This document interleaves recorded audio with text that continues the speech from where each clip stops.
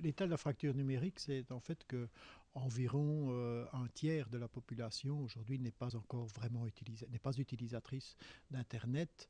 Et je pense que c'est l'élément le plus remarquable. Il y a la moitié de la population en fait qui l'utilise quotidiennement, qui l'utilise très régulièrement. Et ça, ce sont en fait la largeur de cette fracture entre ceux en fait qui aujourd'hui sont vraiment des utilisateurs convaincus, qui ont accès aux différentes applications, qui vont utiliser le web, le mail et également toutes les applications d'e-commerce, etc.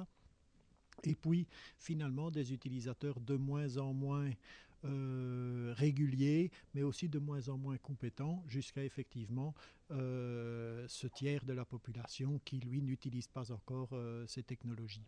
Ce tiers de la population qui reste en arrière, même s'il y a des nuances dans la manière de rester en arrière, parce qu'en réalité, on peut aussi voir qu'il y a une petite partie d'utilisateurs qui sont ce que nous avons appelé, nous, les utilisateurs par proxy.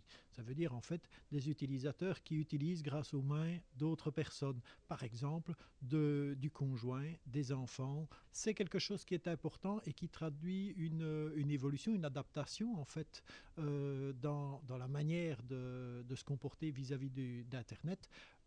Peu de monde aujourd'hui reste tout à fait en marge ou peu de monde est dans la situation d'ignorer cette réalité.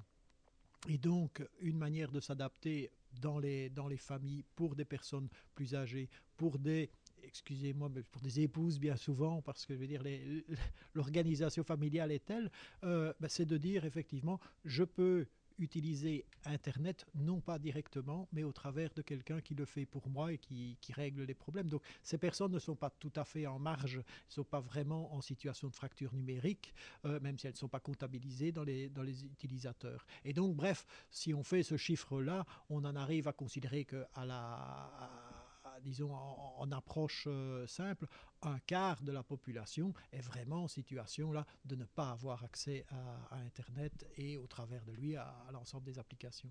Mesurer l'efficacité des EPN pour l'instant, c'est très difficile de le faire parce que je pense qu'il y a, au travers de leur démarche, justement une approche qui est plus une approche souvent de qualité. Il y a une approche de quantité parce qu'elles vont amener un certain nombre d'utilisateurs qui n'utilisaient pas à prendre le contact, mais également, on l'a beaucoup vu ce matin, il y a une approche de qualité, c'est-à-dire de permettre à ceux qui ont découvert Internet, qui l'ont déjà utilisé, mais de façon extrêmement sommaire, d'aller vers une utilisation plus approfondie. Et c'est une étape importante. Je crois qu'il n'y a de véritable acculturation à Internet que si on a une utilisation qui est en tout cas mature, qui est raisonnée, qui est bien comprise et qui permet en fait aux gens de faire, non pas de s'intéresser à ce qu'ils vont faire, à ce qu'ils veulent faire,